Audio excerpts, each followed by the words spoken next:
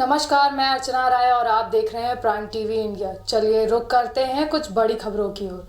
PM Imran Khan ने भारत के खिलाफ एक बार फिर से जहर उगलाया। इमरान ने कहा कि पाकिस्तान कश्मीर मसले को राजनीतिक रूप से किसी भी स्तर तक ले जाएगा। वहीं एक समारोह में इमरान ने कहा कि कुछ तत्व कश्मीर में जिहाद और हथियारों की लड़ाई को भड़का रहे हैं, जो कश्मीर में संघर्ष को बड़ा नुकसान पहुंचाएगा।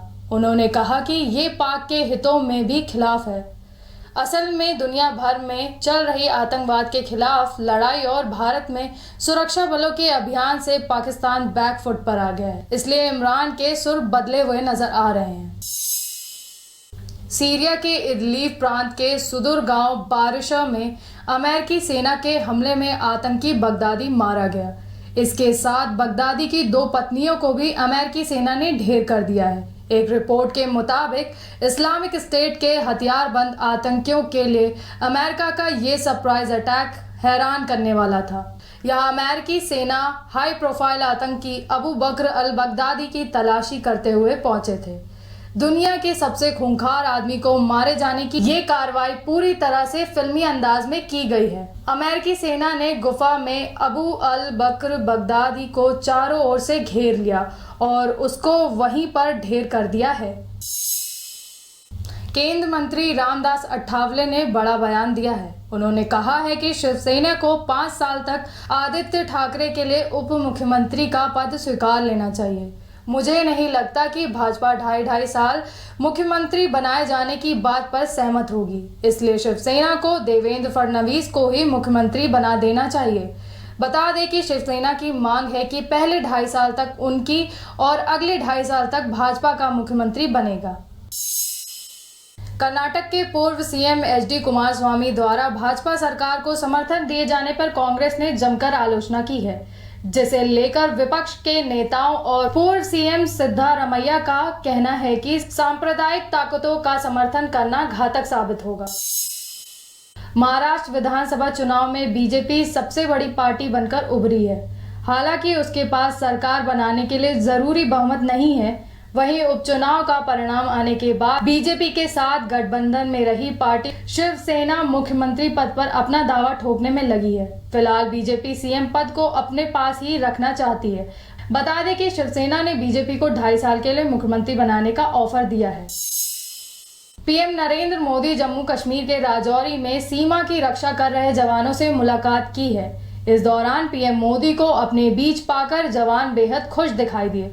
जवानों ने कहा कि वो पीएम के साथ दिवाली मनाकर वो बहुत खुश और गौरवान्वित महसूस कर रहे हैं। जम्मू कश्मीर से अनुच्छेद 370 के विशेष अधिकार वाले प्रावधान हटाए जाने के बाद मोदी पहली बार राज्य के किसी सीमावर्ती जिले में पहुंचे थे। इस दौरान पीएम मोदी ने जवानों के साथ संवाद किया और जवानों के शौर्य की जमकर तारीफ की। देश में दिवाली धूमधाम से मनाई गई। रोशनी के इस त्योहार को लोगों ने बड़े ही धूमधाम के साथ मनाया। देश के अलग अलग हिस्सों में दिवाली की रौनक देखी गई। वहीं मध्य प्रदेश के कमलनाथ सरकार में मंत्री और कांग्रेस नेता जीतू पटवारी ने सबसे अलग अंदाज में दिवाली मनाई। जीतू पटवारी ने गरीब बच्चों को 5 स्टार होटल में खाना खिलाया। जीतू पटवारी हर साल बड़े होटल में जाकर गरीब बच्चों के साथ दिवाली मनाते हैं। इस साल भी उन्होंने इंदौर में रेडिसन होटल में अनाथ और निराश्रित बच्चों के साथ दिवाली मनाई। जीतू पटवारी ने बच्चों को 5 स्टार होटल में ले जाकर उनके साथ खाना खाया, साथ ही उन्हें तोहफे भी दिए। हरियाणा के सिरसा विधानसभा क्षेत्र में एक दिलचस्प मामला सामने आया है। इस विधानसभा सीट से चुनाव हारने के बाद भी निर्दलीय प्रत्याशी गोकुल सेतिया ने जनता का धन्यवाद दिया है। खास बात यह है कि निर्दलीय प्रत्याशी ने नंगे पांव घर घर जाकर लोगों को धन्यवाद दिया। इस दौरान लोगों ने निर्दलीय प्रत्याशी के समर्थन में जिंदाबाद के नारे लगाए। दरअसल गोकुल सेतिया ने हरियाणा के दबंग नेता गोपाल कांडा के खिलाफ निर्दलीय चुनाव लड़ा था। हालांकि उन्हें इस चुनाव में हार का सामना करना पड़ा। खास बात यह रही कि वो मात्र 602 वोटों से गोपाल कांडा से चुनाव हारे। मतगणना के दौरान दोनों के बीच कांटे की टक्कर थी, लेकिन अंत में वह 602 वोटों से गोपाल कांडा से हार गए। दिवाली में पटाखों पर बैन और ग्रीन दिवाली के लिए सरकार की तमाम कोशिशों के बावजूद राजधानी दिल्ली और एनसीआर में जमकर पटाखे फोड़े गए। इसका असर यह कि हवा जहरीली हो चली है। सुबह दिल्ली समेत पूरे एनसीआर की हवा जहरीली हो चुकी है। बता दें कि दिल्ली एनसीआर में सिर्फ ग्रीन पटाखे चलाने की छूट थी, लेकिन लोग सामान्य पटाखे चलाते भी देखे गए।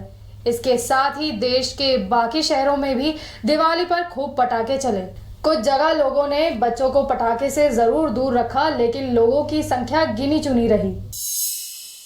रामपुर के तहसील हाईवे पर तेज रफ्तार से आ रही प्राइवेट बस अनियंत्रित होकर खाई में जा गिरी, जिसके चलते हादसे में बस सवार कई यात्री गंभीर रूप से घायल हो गए। घटना की सूचना पर पहुंची पुलिस ने सभी घायलों को इलाज के लिए अस्पताल में भर्ती कराया है और साथ ही पुलिस मामले की जांच में जुटी है।